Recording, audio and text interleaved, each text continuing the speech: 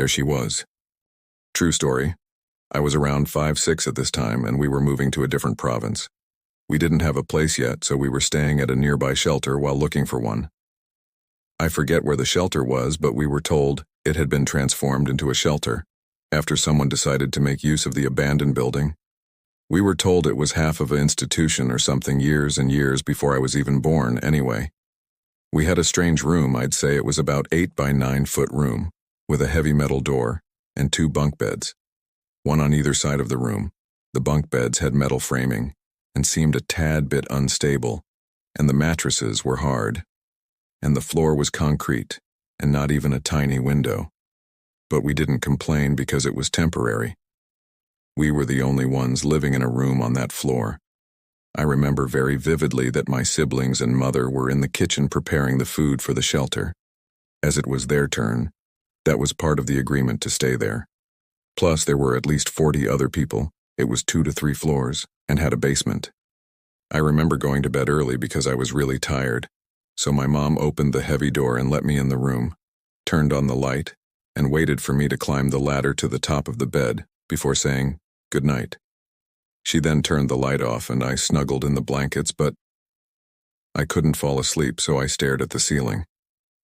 I don't know how much time had passed, but I then heard the bunk bed on the other side of the room creak, as if someone was climbing up the ladder on that bunk bed right across from mine. And since my older brother was the one who slept there, I spoke thinking it was him, and he somehow quietly snuck in the room to not wake me up. So when I heard the creaking stop, indicating someone was on the mattress across from me, I said, "Hey Aiden, you didn't have to sneak in, I can't fall asleep." Only to get no response.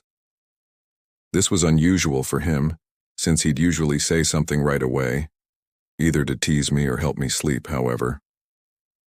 I got no response, just the sound of the sheets rustling a tiny bit. I assumed he didn't hear me, so I spoke louder. "Hi, Aiden. Did you guys finish the food yet?" No response. To this, I became a little bit worried that something had him upset, so I sat up and turned my head towards the bed, hoping that I would be able to comfort him if he was upset. I barely got his name out of my mouth when I had realized it wasn't him, but a dark figure, some girl around my age at the time. She had 2 braids and a puffy old-fashioned dress. She had been sitting crisscross, staring and pointing in my direction. I of course got so scared I couldn't scream, thinking if I did I'd be harmed in some way, so I stayed quiet and hid under my blankets. A few hours later, my mom comes in and turns on the light, with my siblings behind her.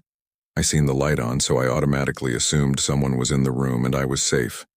So I shot up out of under my blankets and quickly climbed down the ladder and hugged my mom. She asked me what was wrong since I was still shaking. But me, thinking that that girl was still in the room, waited till the next day when we went for our morning walk, to explain to her what had happened. After explaining what happened, how I couldn't sleep, and heard someone go on the bunk bed across from me thinking it was my older brother, and then seeing the girl with braids and a puffy dress, that was just a pitch-black figure. My mom was horrified, but just to be sure it wasn't my imagination, she went asking people in the shelter about a supposed ghost, giving no details about what I had told her. This lady, we'll call her Courtney, told my mom, "Yes, there is a spirit roaming.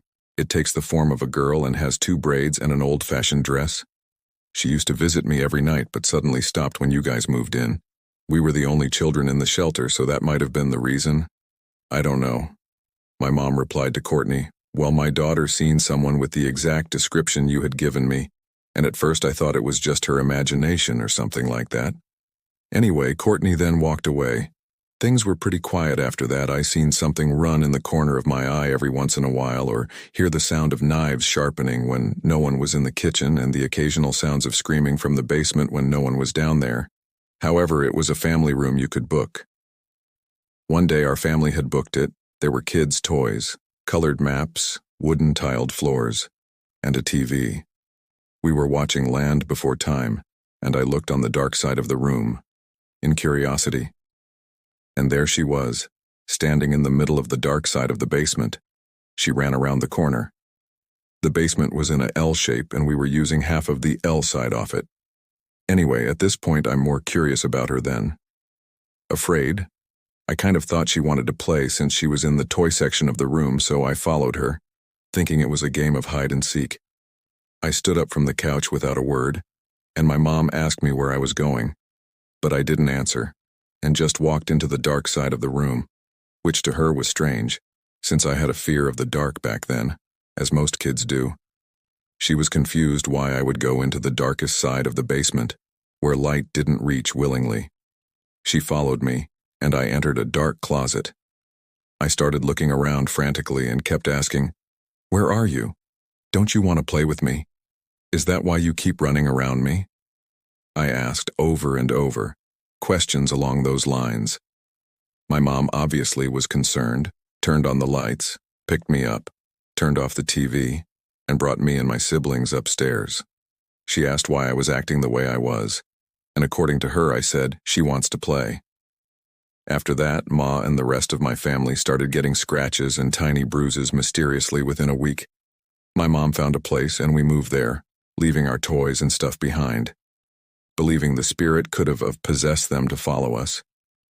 We only kept a few clothes, money, food, and ides. We bought new stuff at the store, and lived on the other side of town from the shelter,